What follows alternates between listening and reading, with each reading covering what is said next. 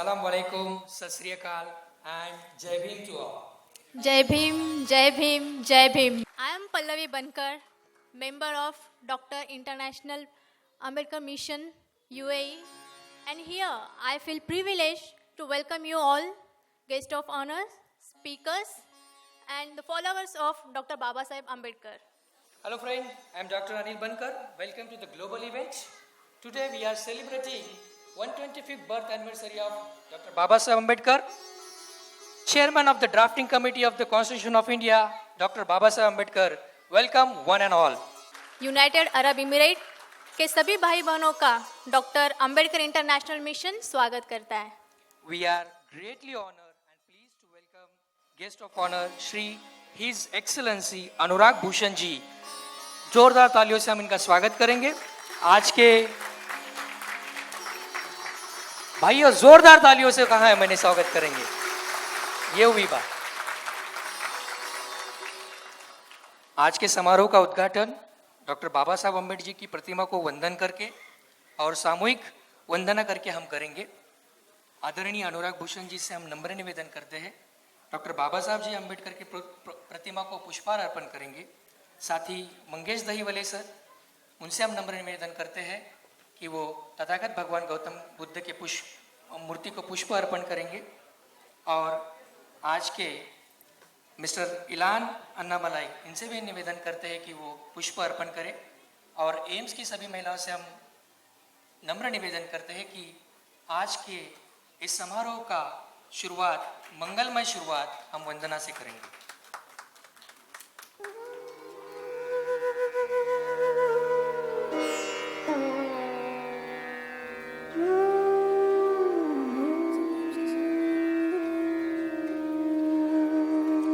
AIIMS की सभी महिलाएं वंदना के लिए आ जाएं यहाँ.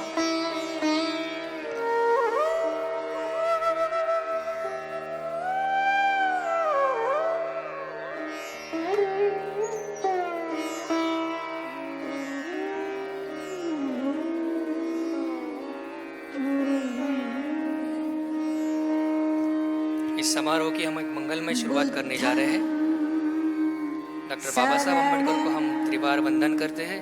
तथागत भगवान गौतम बुद्ध को हम वंदन करते हैं.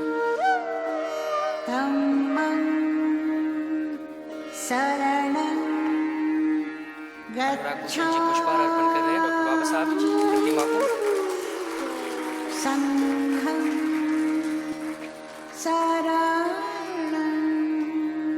शतकोत्तर रूप में उत्सवी जयंती वर्ष आज हम यहाँ पर मना रहे हैं.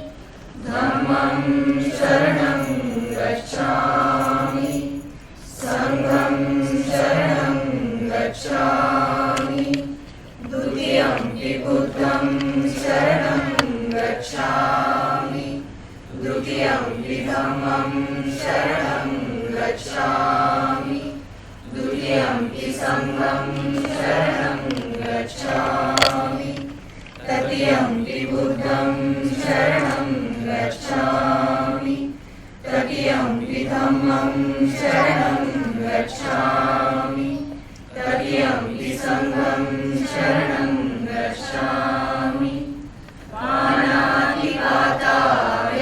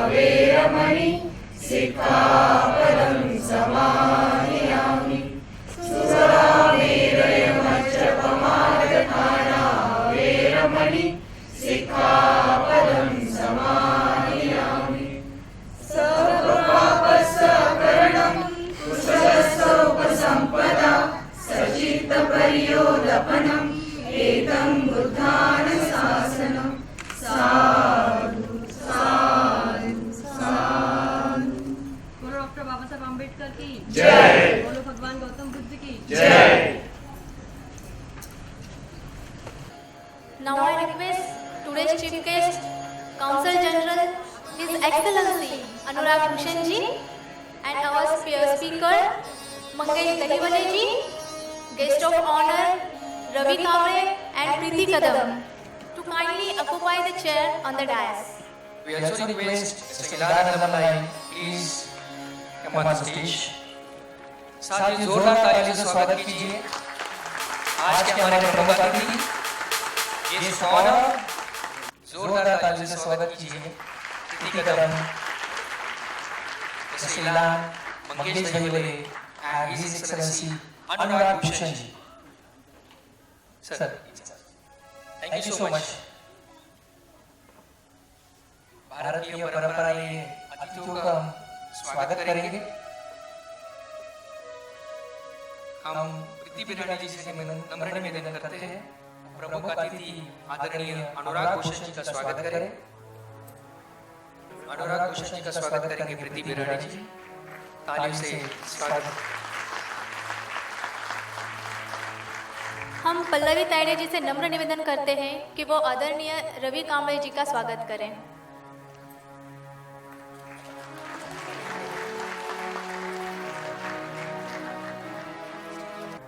हम सुनंदा जी से नम्र निवेदन करते हैं कि वो आदरणीय मंगेश दहिवले जी का स्वागत करें।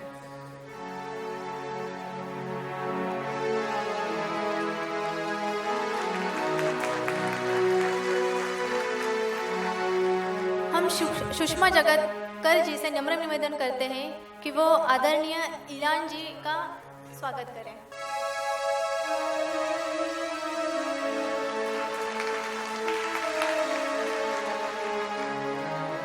हम बबीता जी से नम्र निवेदन करते हैं कि वो आदरणीय प्रीति कदम जी का स्वागत करें। बबीता जी, जोरदार तालियों से स्वागत कीजिए। शिक्षण क्षेत्र में बहुत ही बड़े योगदान देने वाले प्रीति कदम जी सामाजिक परिवर्तन में काम करते हैं। लेडीज एंड जेंटलमैन, आज के प्रमुख अतिथि अनुराग भूषण जी हमें मार्गदर्शन करेंगे। उससे पहले ladies and gentleman, we would like to call Shrimati Sharda Kardak ji to introduce our dynamic personality, chief guest, His Excellency Anurag Bhushan ji. Sharda Kardak ji. माननीय मुख्य अतिथि अनुराग भूषण जी, श्रीमान मंगेश दहिवले, अन्य उपस्थित सज्जनों, बहनों, भाइयों और प्यारे बच्चों, आप सभी को बाबा साहेब की 125वीं जयंती की बहुत बहुत बधाई और मेरा प्यार भरा जय भीम। मुझे माननीय अनुराग भूषण जी का परिचय देने का गुरुतर कार्य सौंपा गया है। दिया सूर्य के बारे में कैसे जानकारी दे सकता है, फिर भी मैं कोशिश करूंगी कि उनके व्यक्तित्व की एक झलक आपके सामने पेश कर सकूं। माननीय भूषण जी ने साउथ अफ्रीका से 1976 से 1984 के बीच अपना छात्र जीवन बिताया और हाई स्कूल की परीक्षा पास की। 1987 में आईआईटी कानपुर से डिग्री हासिल की।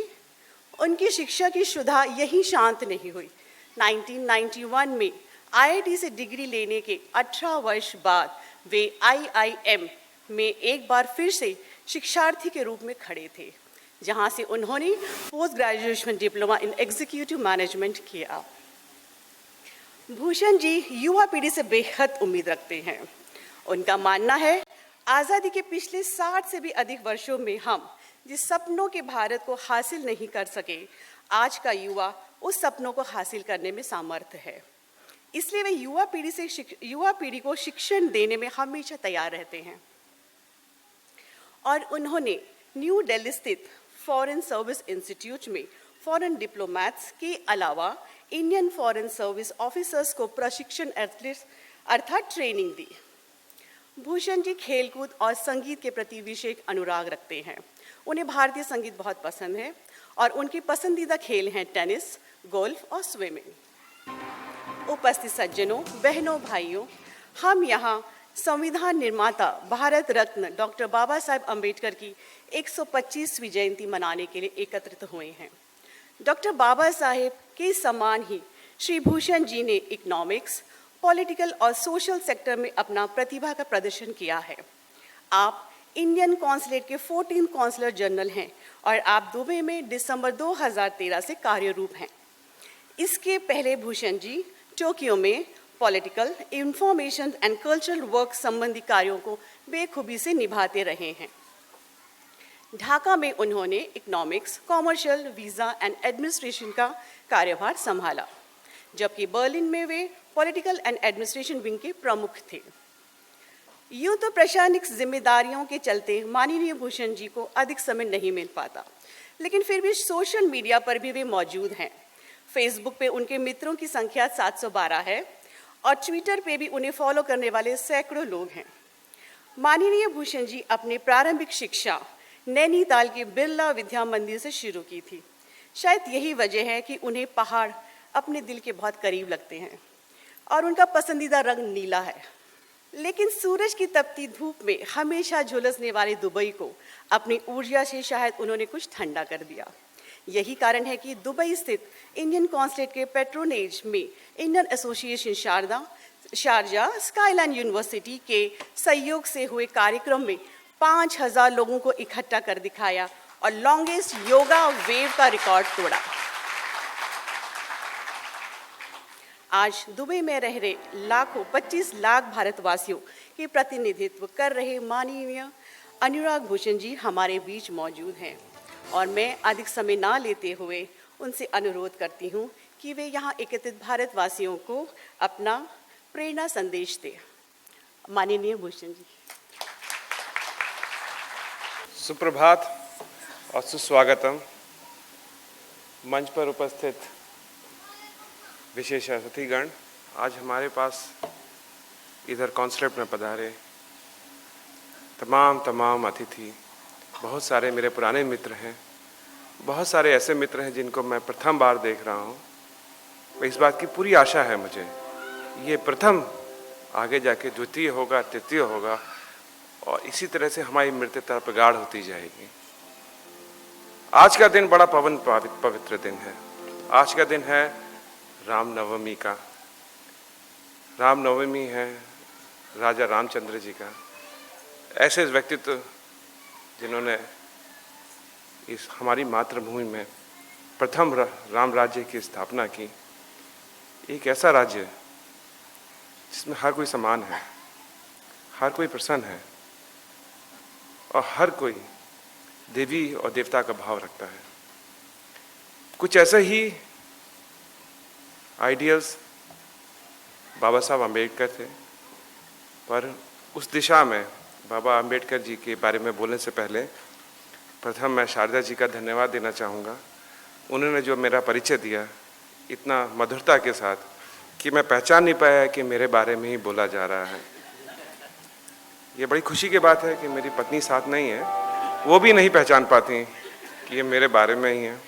ऐसे ऐसे मेरे व्यक्तित्व के बारे में बताया गया है कि शायद उनको भी इस बारे में ज्ञान नहीं होगा। पर धन्यवाद आपका शारदा जी।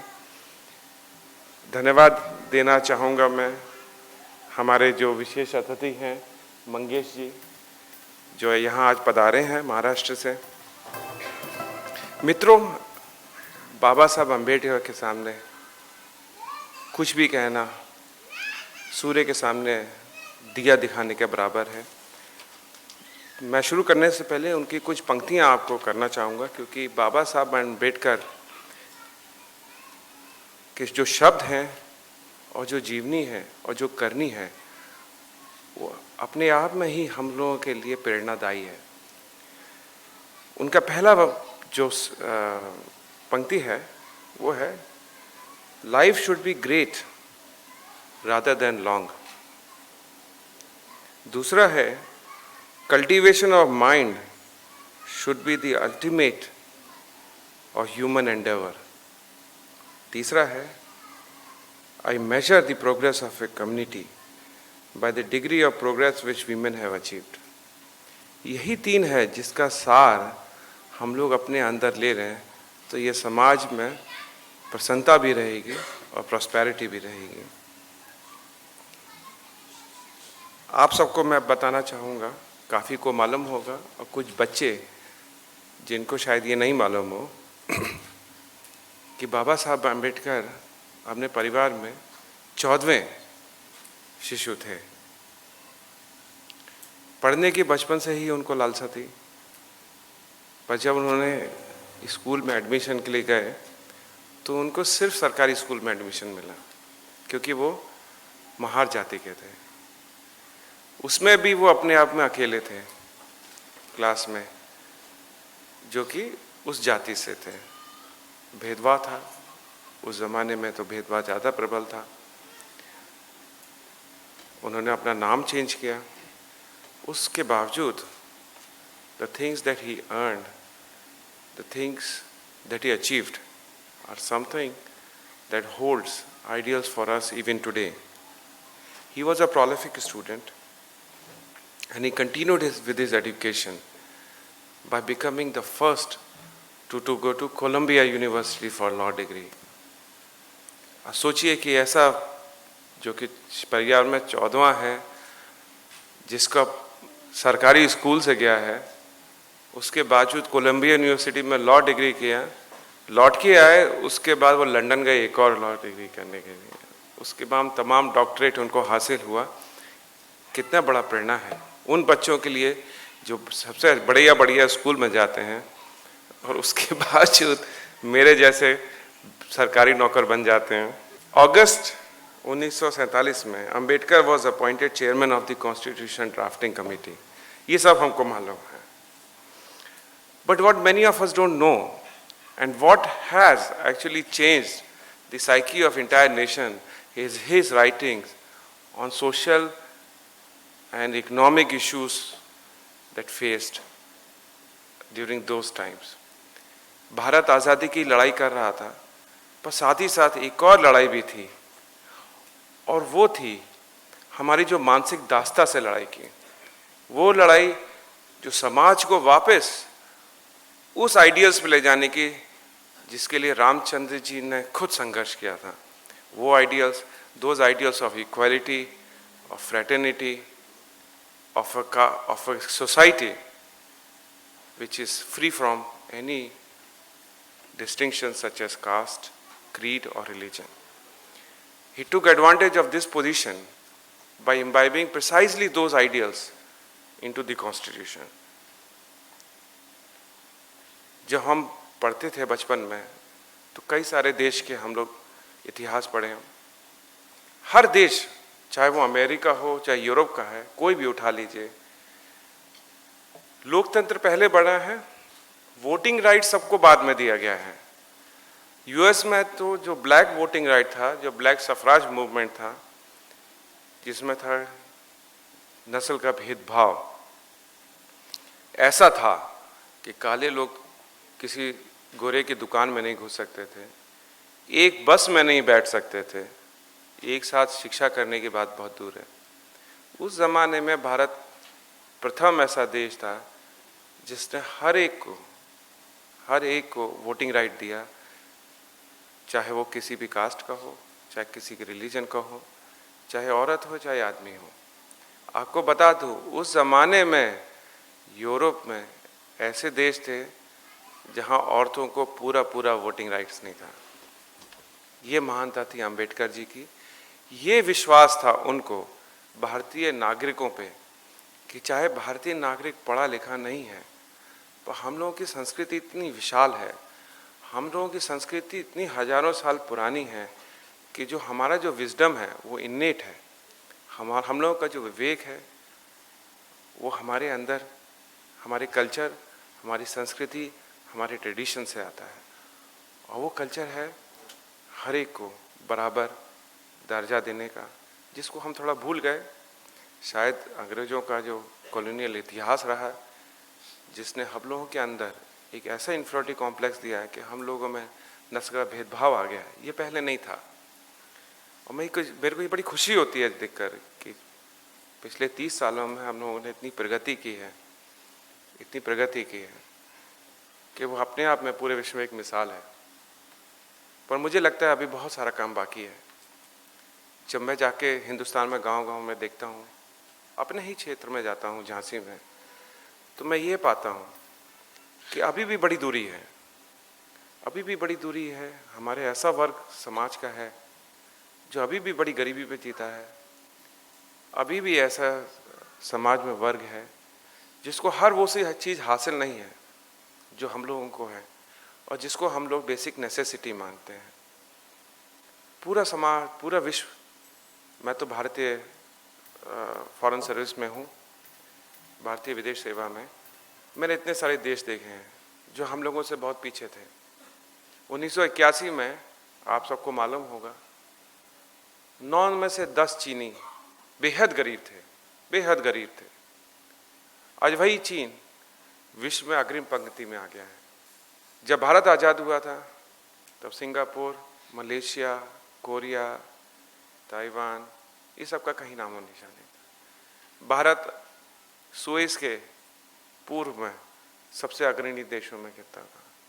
उससे भी पहले मैं आपको बता दूं, और ये बात मैं हर जगह जाके बताता हूं, 1700 ईस्वी में भारत विश्व भर में अग्रणी देश था। विश्व का जितना उत्पाद था उसका 30% भारत में उत्पादित होता था। दुनिया की जितनी टेक्नोलॉजी थी उसमें ज़्यादातर टेक्नोलॉजी का उद्यम हिंदुस्तान से हुआ था। विश्व में 12वीं शताब्दी तक विश्व में 20 बड़े विश्वविद्यालय होते थे, उसमें से 18 भारत में थे। उनमें भी तक्षशिला एक ऐसा विश्वविद्यालय था जो ईसा के 700 वर्ष पूर्व स्थापित हुआ था, सबसे प्राचीन था।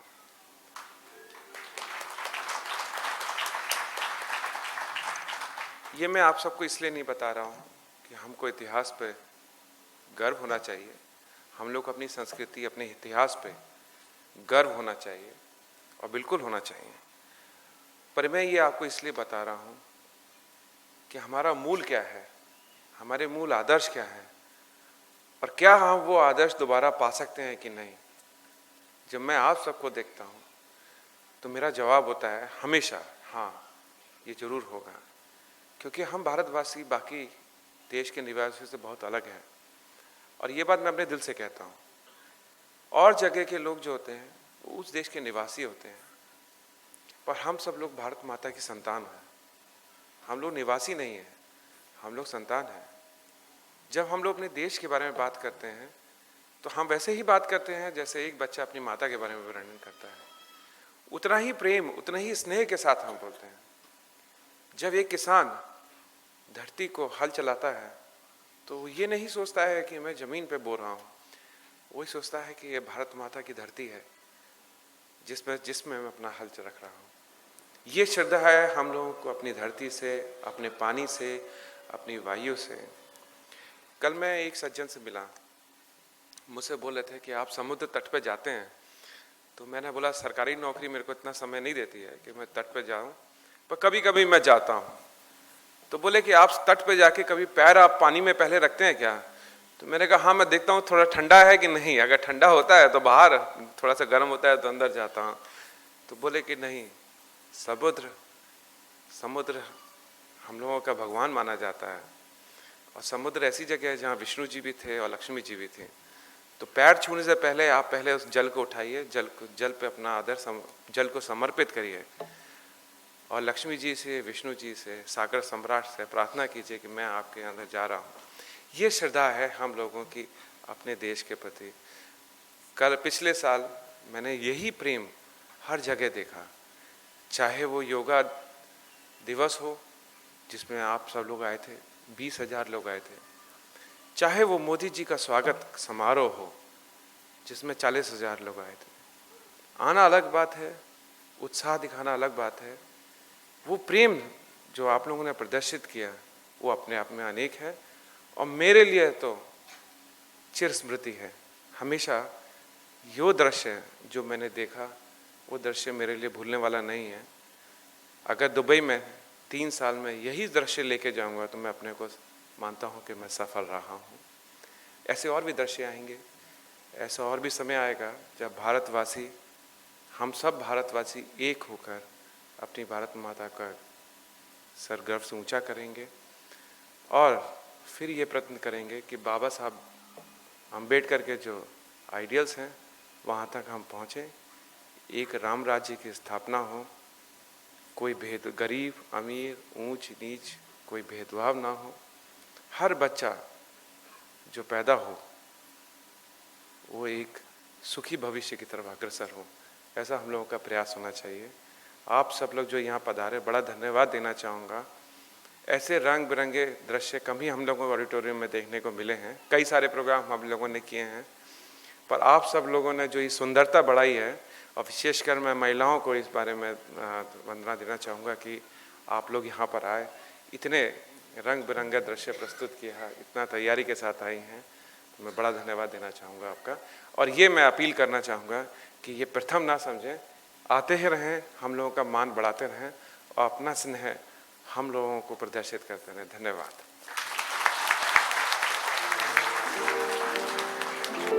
Thank you very much, sir, for your thoughts and giving your valuable insight.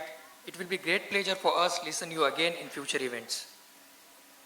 साथियों, भूषण जी ने अभी कहा विविधता में ही एकता है और यही मेरे भारत देश की पहचान है।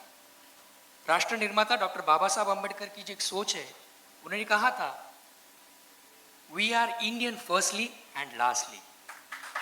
इतनी बड़ी सोच रखने वाले राष्ट्र निर्माता डॉक्टर बाबा साहब अम्बेडकर को हम त्रिवार वंदन करते हैं।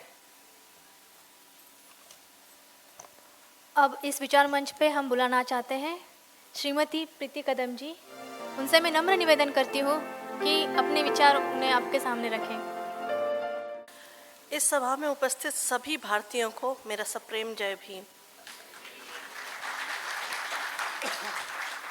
आई वॉज सरप्राइज एक्चुअली, जब ये सभा शुरू हुई, कुछ थॉट्स हम लोगों के कितने मिलते हैं। मैंने भूषण सर को सुना, वो बोल रहे थे हम सब भारतीय पहले हैं। अभी जो संचालक हैं उन्होंने भी यही अनाउंसमेंट किया कि हम सब भारतीय पहले हैं, and this is very true, क्योंकि हम बाकी सब चीज़ों से पहले, सबसे पहले भारतीय हैं। उसके बाद हम केरला के हैं, महाराष्ट्र के हैं, यूपी के हैं, और जहाँ से भी आते हैं, ये सब उसके बाद आता है। ये इस सिंप्लिसिटी हमको शायद यहाँ पर महसूस हुई है। आपको सबसे पहले भारतीय होने का एहसास कब हुआ, ये एक सवाल है। बाकी आपकी अपनी ओपिनियन होगी, बट मैं जानती हूँ और मेरी पर्सनल ओपिनियन ये है कि मुझे भारतीय होने का एहसास जब भारत भूमि को मैंने छोड़ा, उसके बाद जब मैं किसी और देश में गई, उस समय यह एहसास ज़्यादा दृढ़ हुआ।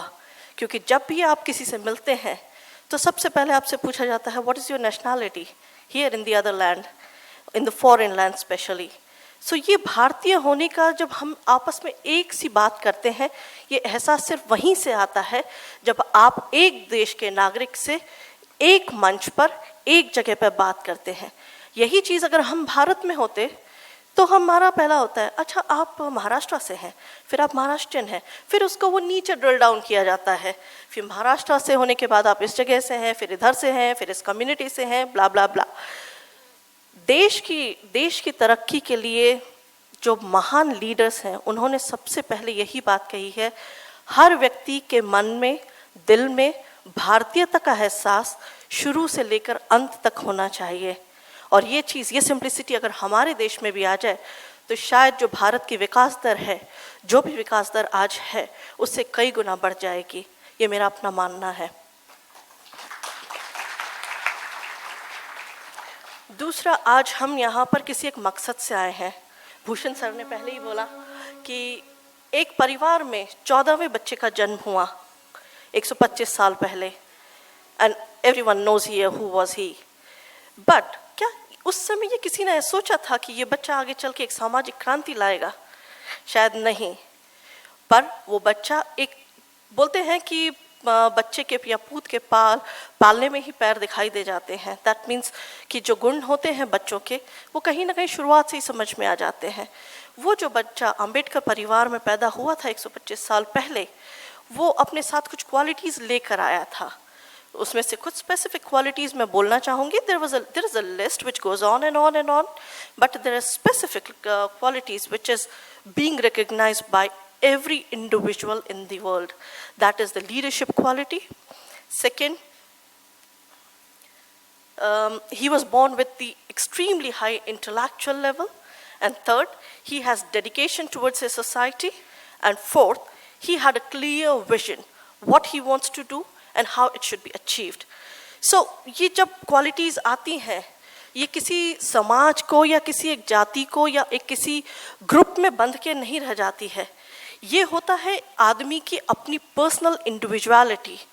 अगर ये बच्चा एक क्षण के लिए अगर सोच लेते हैं कि ये बच्चा उस समाज में पैदा ना होकर किसी और समाज में होता तो क्या होता?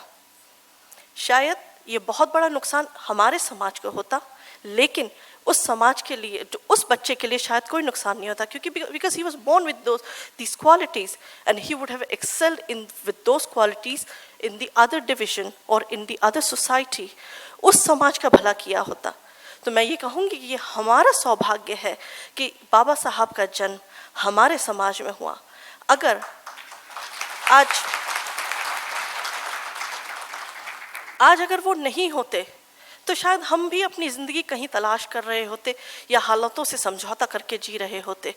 जो हम आज हैं वो उनकी वजह से है। सो I really want to thank him from the bottom of my heart, and also on behalf of all of you, I pay a huge tribute to him. पर ये जो है स्ट्रगल ज़िंदगी का, इतनी आसानी से यह जो मुकाम आप हासिल करते हैं, and I would agree, I would say that sir, you would agree that आप जिस पोजीशन पे बैठे हैं इतना आसान नहीं होगा। आप एक बहुत डिफ़िकल्ट फेज से गए होंगे, आपने एजुकेशन जो लिया है, जैसा भी लिया है, ये बहुत स्ट्रगल की बात है। तो आप इमेजिन कर सकते हैं कि आप जब 125 साल पहले की बात कर रहे हैं, उस समय भारत क्या था और आज क्या है, और उस समय जो स्ट्रगल लेवल था वो बहुत ऊंचा था। और despite of all these odd situation, heavy casteism, he has scored highest in the education sector, yeah, and also जिस मुकाम पे वो शिक्षा के मुकाम पे पहुँचे वो उन्होंने बहुत कम समय में हासिल किया, और ये सब हुआ है सिर्फ उनके डेडिकेशन की वजह से। कहीं उन्होंने ये जान लिया था, क्योंकि जब इस फेज से वो जा रहे थे तब उनको महसूस हुआ कि as an individual when I am struggling so hard to come up to do something for me, for my self, for my society, then I am on every step I'm being stopped by somebody, yeah? अगर ये बात मेरे साथ है तो फिर मेरा समाज कैसे आगे बढ़ेगा? And somebody has to open a door for the progression of my own community, and that needs to be done by myself, because there is a saying in English is that the great leaders, they don't tell you how to do, they show you how it is done. That means practice before preaching, and they literally practice what they expect from the society, and this is what he has done.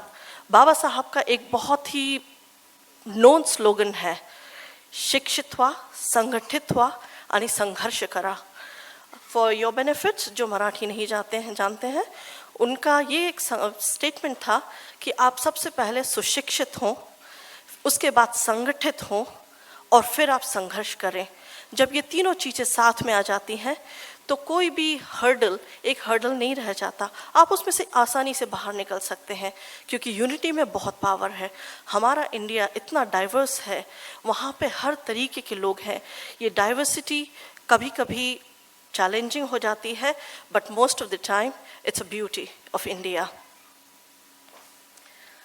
मैंने शुरुआत में आप लोगों से कहा था कि वो जो बालक पैदा हुआ था, I am talking about doctor B.R. Ambedkar here, वो कुछ क्वालिटीज़ के साथ में हुआ था, और उसमें से एक क्वालिटी थी, he had a clear vision what he wants to do and how he wants to achieve it.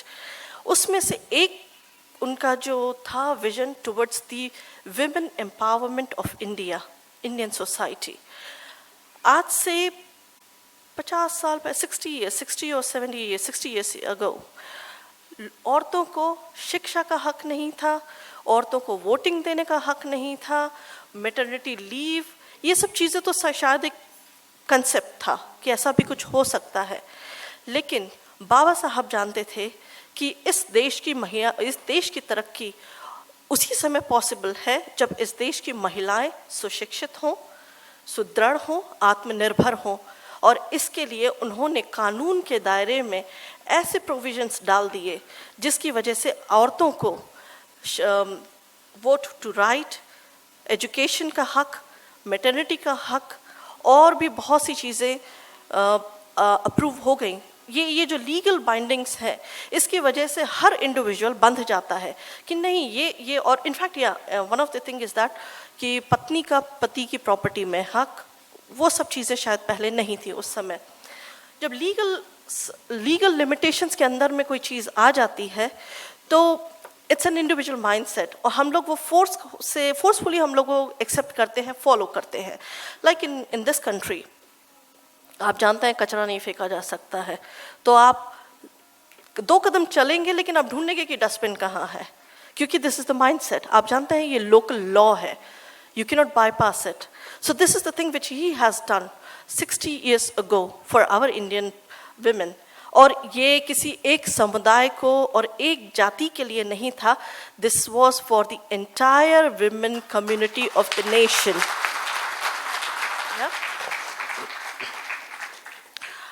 जो मैं बात कर रही थी विमेन एम्पावरमेंट की, जो 1951 की विमेन पॉपुलेशन थी, that was 49% of the total population. It's a huge part.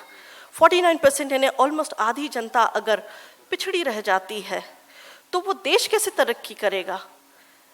ज़रूरी है कि हम कंधे से कंधा मिलाकर आगे बढ़ें।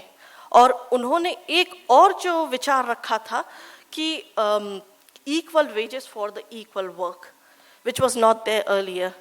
एक औरत अगर आज अगर भूषण सर को कोई औरत रिप्लेस करती है, सो जो हक भूषण सर को है, same rights and same wages, everything will be given to that lady, and this has been done by our Baba Sahab. अफसोस की बात यह है कि जब ये हिंदू कोड बिल उन्होंने पास करने के लिए पार्लियामेंट में रखा, तो शिक्षा के अभाव में या सच्चाई या गहराई का एहसास ना होने की वजह से हिंदू समाज में या औरतों ने, not Hindu samaj but I would say is that I would limit it to the women society, औरतों ने ही इस चीज़ का विरोध किया।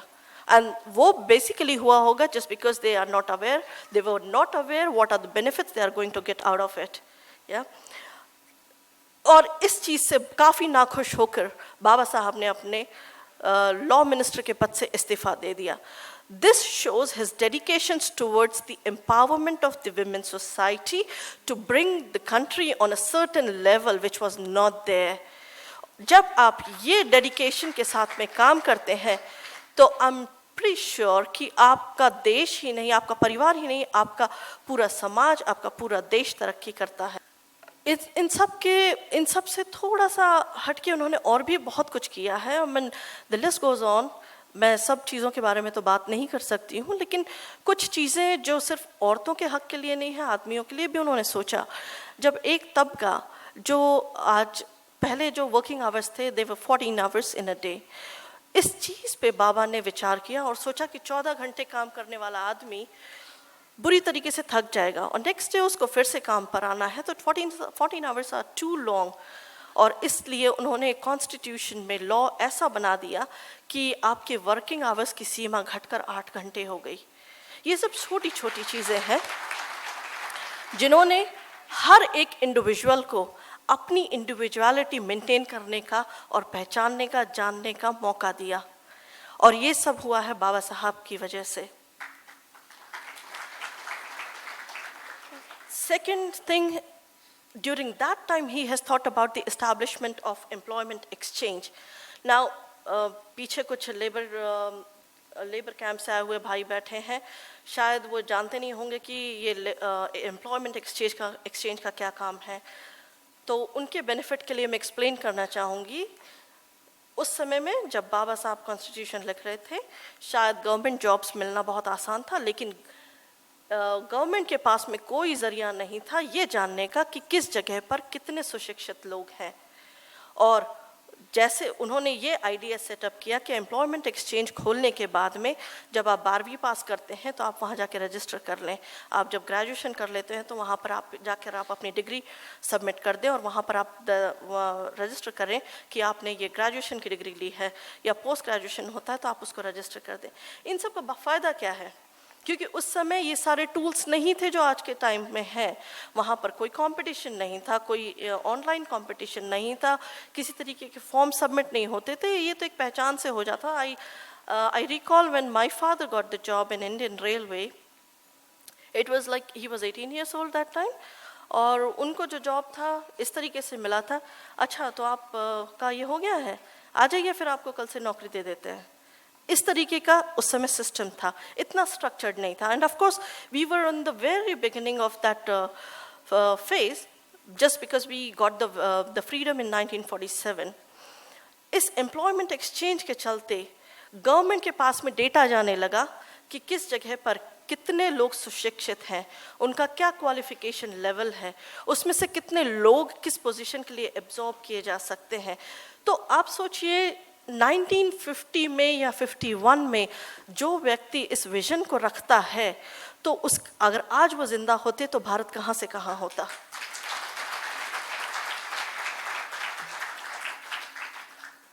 एक और उनका बहुत बड़ा जो कंसेप्ट उन्होंने प्रेजेंट किया था, that was the Reserve Bank of India. It was conceptualized based on the guidelines presented by Baba Saheb Ambedkar. मैं बहुत ज़्यादा समय नहीं लेना चाहती हूँ, बिकॉज बाबा साहब के बारे में अगर बात करें तो it goes on and on and on and on, the list will never stop, the list will never end. So मुद्दे की बात ये है कि जिस प्रकार शरीर का कोई भाग अगर काम करना बंद कर देता है तो हम डॉक्टर के पास जाके इलाज कर लेते हैं, अपना प्रॉब्लम सॉल्व करते हैं, और उसके बाद उस भाग को हम शरीर से निकालते नहीं हैं, लेकिन हम उसको ठीक करके इस्तेमाल करते हैं, क्योंकि इस शरीर से अलग नहीं किया जा सकता। उसी प्रकार अगर समाज का एक अंग किसी वजह से डिप्रेस्ड है तो उस समाज को, उस अंग को अलग नहीं किया जा सकता है। दूसरे समाज की जिम्मेदारी है कि उस समाज को साथ लेकर चले। जब कदम से कदम मिलाकर बढ़ाया जाएगा तो ये देश जो आज 2% पे अगर ग्रोथ कर रहा है तो 4% हो जाएगा उसका ग्रोथ। और भारत जैसे विशाल देश की तरक्की के लिए ये बहुत बहुत बहुत ज़रूरी है। मैं अपना जो कहना है इस बात से ख़त्म करना चाहूँगी एक गालिब के शेर के साथ में। गालिब ने कहा था, गुज़र जाएगा ये दौर भी गालिब, ज़रा इत्मीनान तो रख। गुज़र जाएगा ये दौर भी गालिब, ज़रा इत्मीनान तो रख। जब खुशी ही न ठहरी तो गम की क्या औकात है।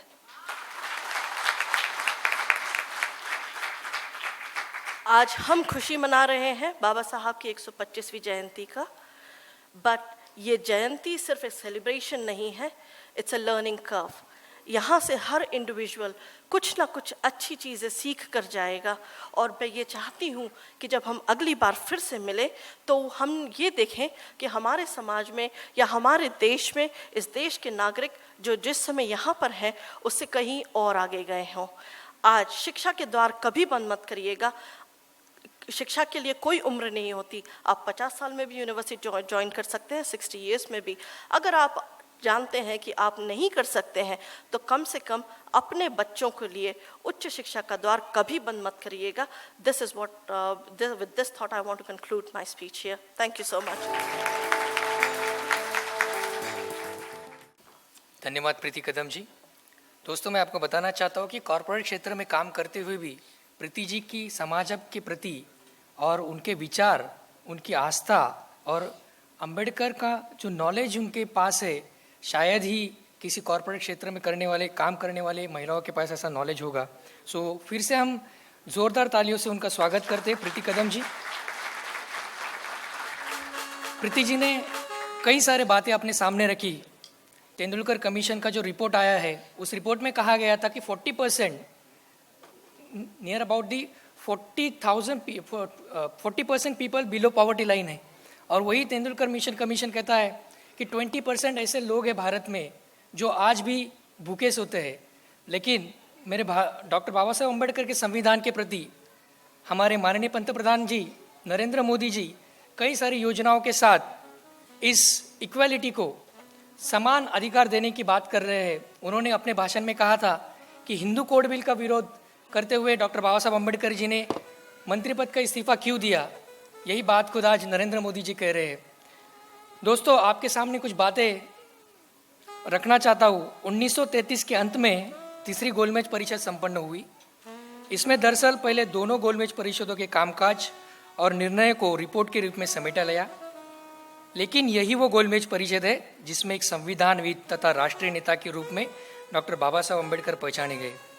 साथियों, यही वो समय है जब एक नए लोकतांत्रिक मानवतावादी भारत की जड़ें डॉक्टर बाबा साहब अम्बेडकर ने सींची और अछूत, आदिवासी, अनुसूचित जाति, महिला, पिछड़े समूह के लिए ब्रिटिश भारत में एक मानवीय हक और अधिकार की गूंज डॉक्टर बाबा साहब के अम्बेडकर के रूप में सुनाई देने लगी। ऐसे महान व्यक्ति को मेरा बहुत बहुत सलाम। इसके बाद अब इस विचार मंच पे हम बुलाना चाहते हैं कक्षा 8वीं में पढ़ने वाली हमारी छात्रा कुमारी Arya Sonone. Miss Arya going to share few words about emancipator doctor Bhimrao Ramji Ambedkar. Arya, मुक्तिदाता Bharat Ratna doctor Bhimrao Ramji Ambedkar. Arya.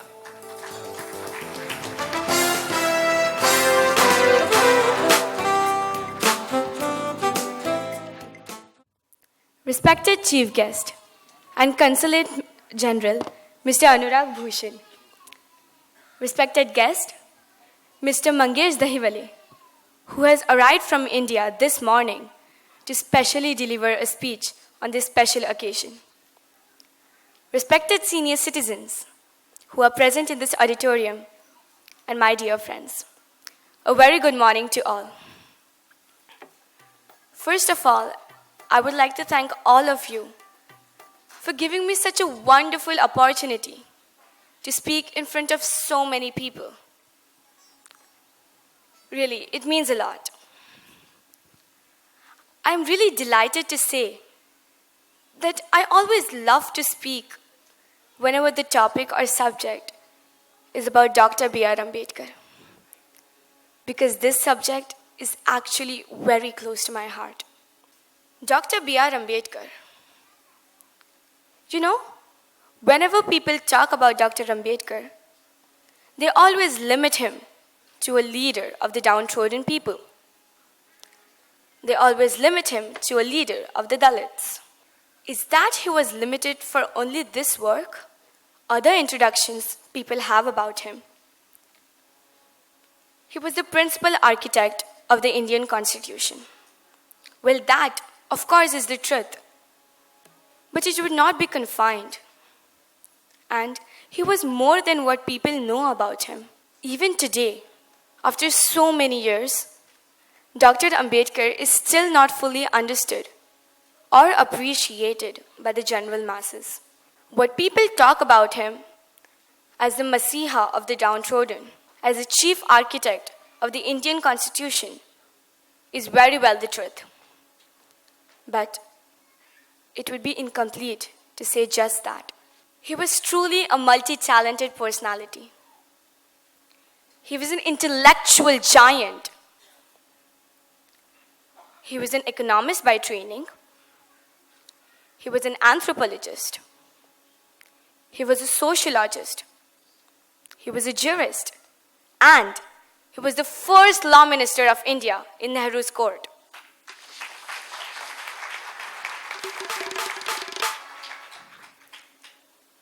These are the various facets of his personality, which people still do not understand.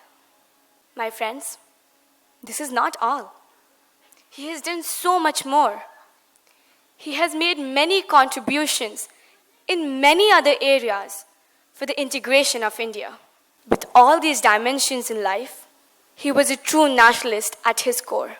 The famous quote, "I am first Indian, and I am Indian in the end, and nothing in between." It belongs to Dr. B.R. Ambedkar, and it does not belong to anybody else. Dr. Baba Saheb Ambedkar had before him not only the unprivileged people of the society, but the entire society.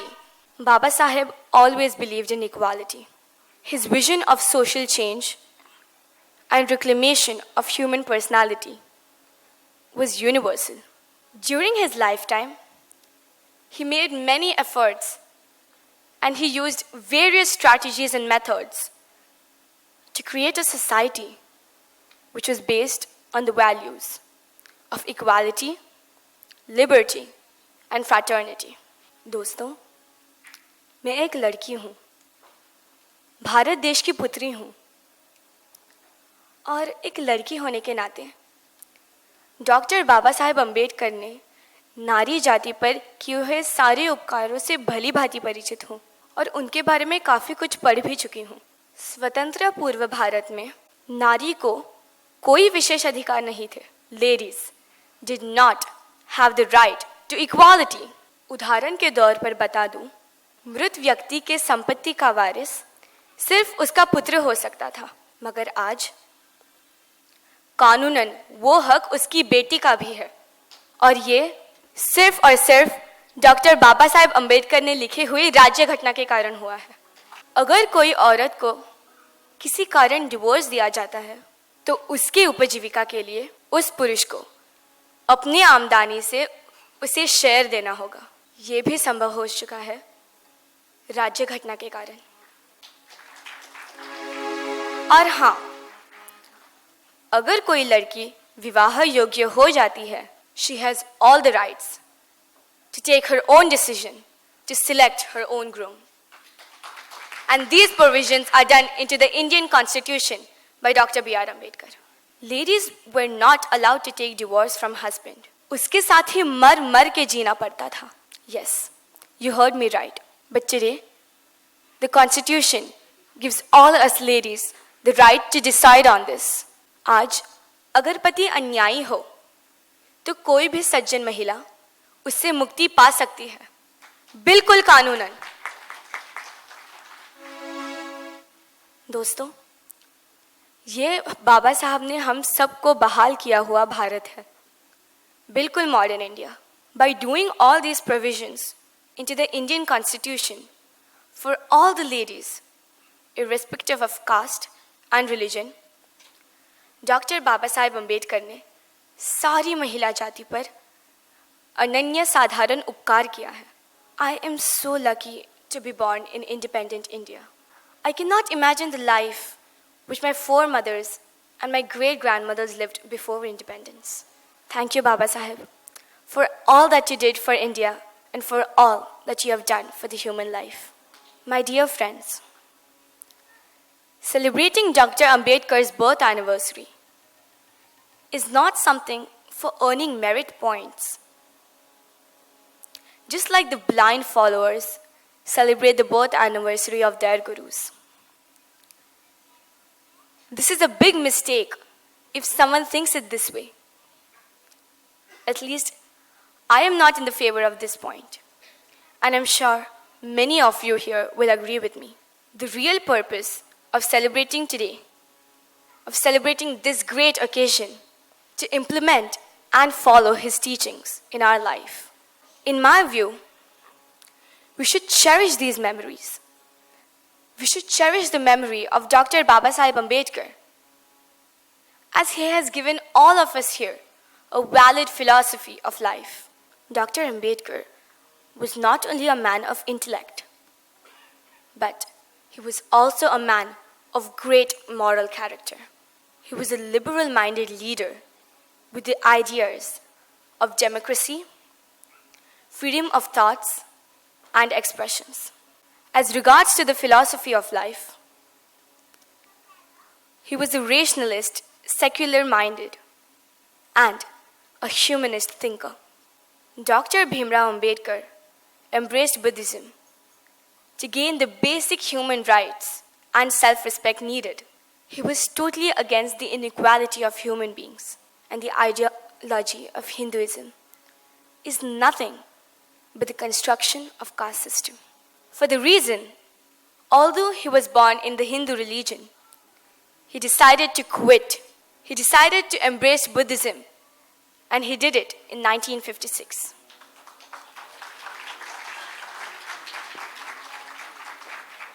Why Buddhism?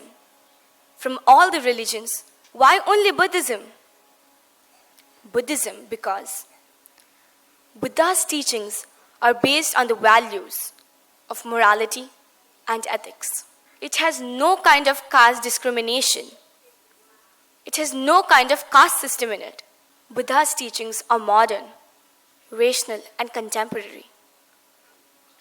And Buddha makes us think and live by a reason. Following Baba Saheb Ambedkar, lakhs of his followers embrace Buddhism, and they are living a life full of self-respect and dignity. Finally, I would like to conclude by saying, cultivation of mind is the ultimate aim of human existence. As the mind cultivates, they seek light of knowledge. As knowledge comes, they understand Baba Saheb. As one understands Baba Saheb, they understand themselves. And as they understand themselves, they are on the right path of liberation.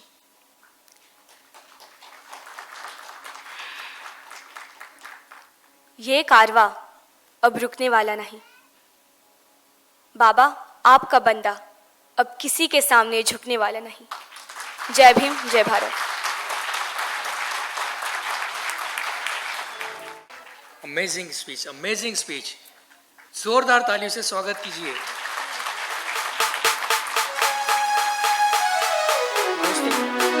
साथियों, इतना बढ़िया session चल रहा है, अपने knowledge में इतनी बड़ी वृद्धि हो रही है, ज्ञान में इतनी वृद्धि हो रही है, मगर आपसे एक नम्र निवेदन है, कृपया अपने हो सके तो मोबाइल बंद करके रखिए या फिर साइलेंट मोड पे रखिए।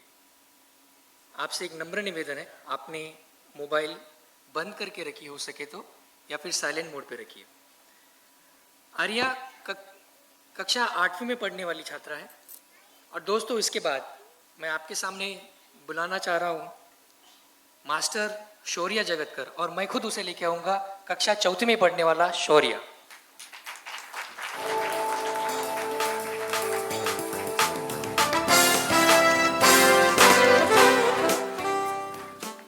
Good morning and Jai Bhim to everyone. My name is Shaurya Narendra Jagatkar and we are here to celebrate Dr. Baba Saheb Ambedkar's 125th Jayanti. This is my first speech and I am feeling fortunate for it. Is Dr. Baba Saheb Ambedkar life for SC, ST or OBC, or only for reservation categories? No, my friends. We have to think more than this. Dr. Baba Saheb Ambedkar life was for all the Indians. We are enjoying benefits of him every moment because of his great vision and his contribution to Indian society. He is a great leader for Bharat country as well as for whole world. He taught us Samanta, equality and humanity. In 1942, because of his idea, Indian workers work 8 hours per day and not 12 hours and enjoy DNPF facilities. He was leading expert in economics, currency and banking sector. RBI, Reserve Bank of India, is formed because of Dr. Baba Saheb recommendation. Most important, he framed so many useful laws for women empowerment which you may be definitely aware of: rights to property, maternity benefits and many more than that. And Baba Saheb introduced multi-purpose river project in India. He was the first person in India such as Damodar Valley project, Bhakra Nagal Dam project and Hirakund Dam project, longest dam in India. We are enjoying the water and electricity as well because of his broad vision. We cannot forget he was honored Great Civilian Award, Bharat Ratna.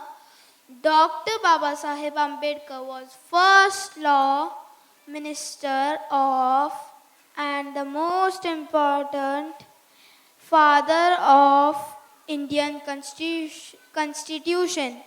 The true hero of modern India is not to be forgotten and to be taught to all Indian society through school books or any other credible source.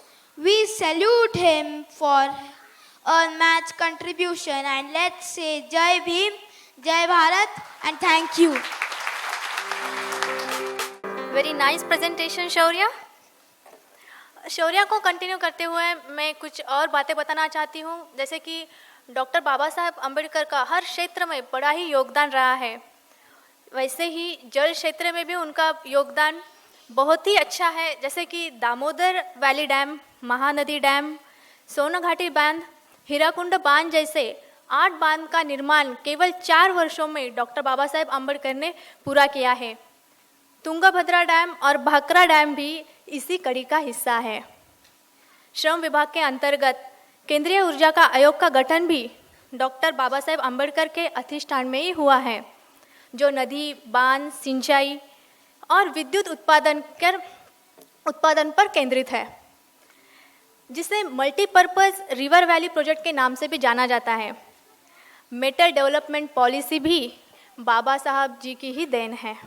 साथियों, इसके बाद मैं request करता हूँ इलान Gohan जी को, वो अपने विचार आपके सामने रखें। Mister इलान Gohan.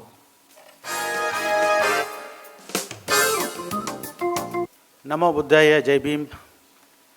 First of all, I would like to send my hearty congratulations to all of you on this auspicious occasion of 125th birth anniversary of our beloved leader, Bharat Ratna Baba Sahib Dr. Bhimrao Ambedkar, one of the greatest leaders India has ever seen. I think he is also one of the greatest leaders of the world.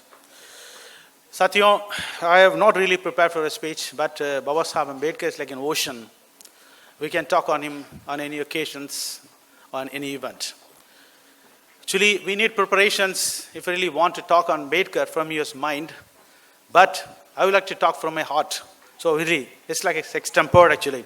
Baba Sahib Ambedkar, actually, I've seen him like, all of us, I got name, we got a degree. We normally only a few degrees, we can always put it just besides our name. बाबा साहब अम्बेडकर का एक uniqueness है कि उनको जो degree हैं उनका नाम से लंबा है. So I don't think any leader in the world, I have never seen a leader, I challenge actually, that who has got so many degrees, it's longer than his names. And that is his uniqueness actually. And other uniqueness I find is like, whenever I see, like I live in Canada actually, I have been to many countries and I've seen Ambedkar's Jayanti being celebrated in many, many countries. Wherever I go, I see one commonness. Whenever there's Baba Sahib's Jayanti has been celebrated, I see people come in, like well-dressed, as if they are, like a marriage function or some birthday function. It's a private function. So it looks like, it is like a household function for every Ambedkarites and followers of Baba Sahib.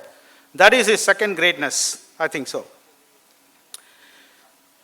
And another thing I find him, the greatness is like when I was looking at his greatness, what are the other greatness? I think the little lady talked about Ambedkar being a multi-paced personality. Yes, there's no doubt about it.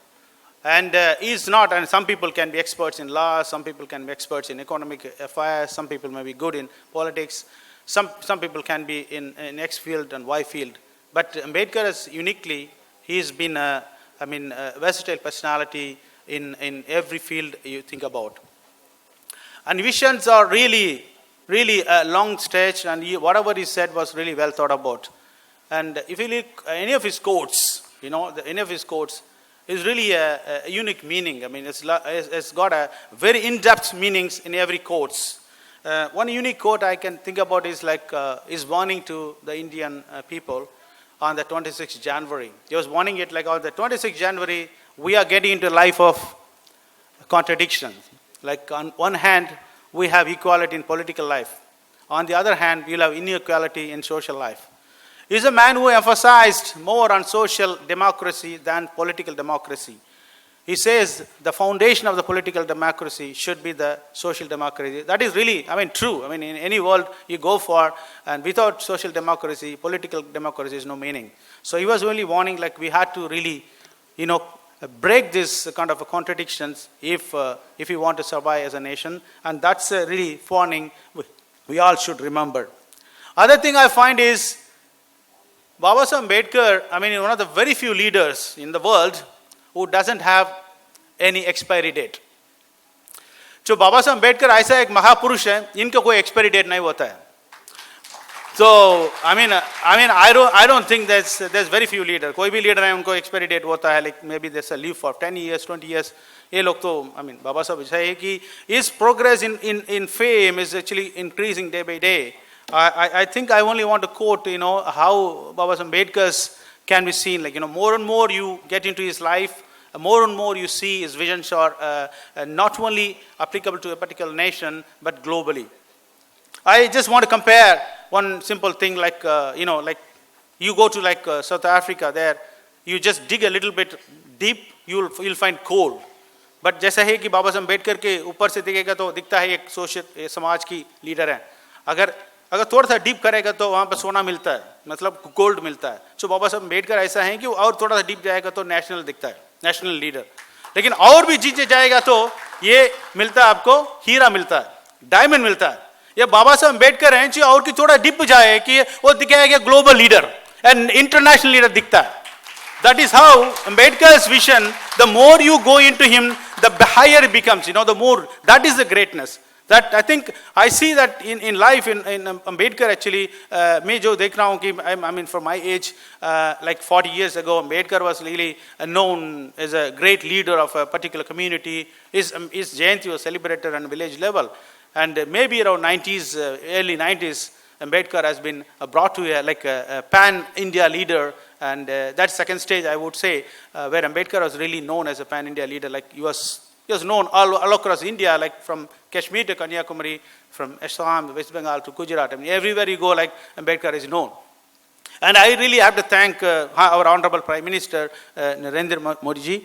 He has really given the next dimension to Ambedkar to bringing it to a global level.